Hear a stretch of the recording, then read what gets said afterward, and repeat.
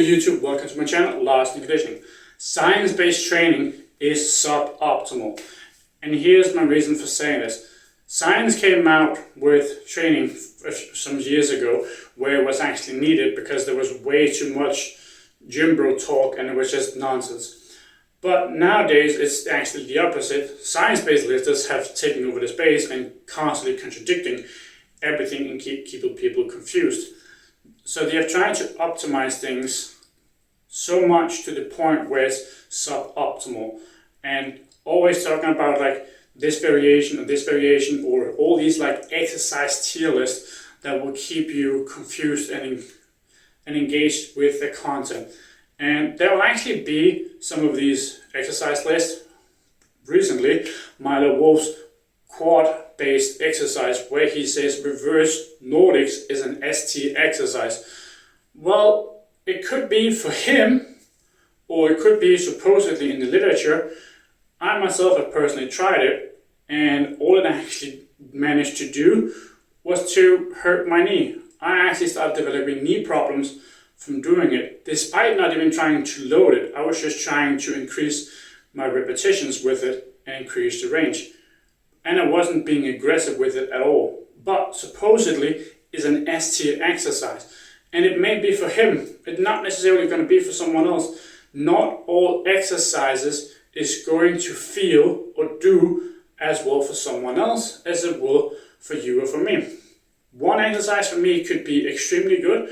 For someone else, it could be extremely bad. There are examples of people who are getting to bench 3 plates with a super flat chest, and someone who gets to bench 3 plates with a massively developed chest. And they may actually been doing exactly the same thing, but their body responds so differently. So it's extremely difficult to actually brand certain exercises as an S tier, A tier, B tier. It's completely arbitrary. This is the reason why I say science-based lifting is suboptimal. They have tried so hard to optimize training to the point where it just becomes suboptimal. And it used to be about just training hard. And realistically speaking, if you do 2 or 3 hard sets for a muscle group and do 2 or 3 exercises, that's realistically all you're going to need. If you want to develop your chest the best possible, what you really just need to do is a flat bench and an incline bench. You could even like stop with the incline and do flat bench afterwards, because you're not gonna get an overdeveloped upper chest regardless. So you can just do that, and you don't need anything else really. You don't need to do chest flies. You can if you want to, if you just like the feeling of that stretch, but you don't need it. It's not going to make your gains necessarily better, unless you are one of the examples, as I talked about earlier, that are people who can get to 3 plates bench and still have a flat chest, and then there are people that get to 3 plates bench and have super developed chest. And it might be that you need to do chest flies or other sort of variations that really engages your chest. Maybe you have a really hard time actually activating your chest and engaging your muscles, and that could actually be the problem. But you don't, by default, unless you've tried it, you don't know if you actually need certain exercises to get a growth response, or even actually get like a connection to the muscles and get them to actually work so other muscles aren't taking over. You don't know that. You cannot just take people's words as gospel, be like, oh, you have to do this because I say it's an exercise. But it may ruin something for you, like with my example of reverse Nordics. All it did was hurt my knee. And then I had to start like easing off doing quad exercises because my knees was hurting. It didn't give me anything other than pain.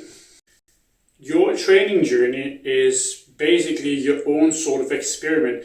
You will find things that feels really good for you and that you just love doing, and then you'll find things that you really don't like doing.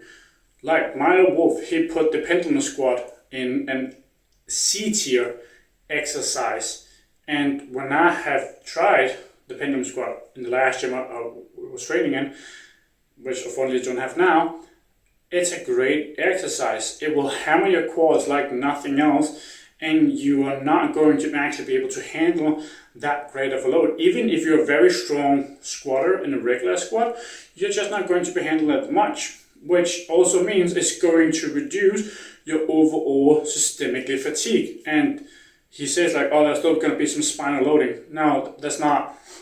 There's hardly going to be any spinal loading. Your spine is not under load really. You have some pads that you're basically leaning into. Your spine is going to be perfectly fine. Same with the hack squat. You're not going to really like load your spine much, if at all, on these type of variations. That's just flat out wrong. Thank you for watching.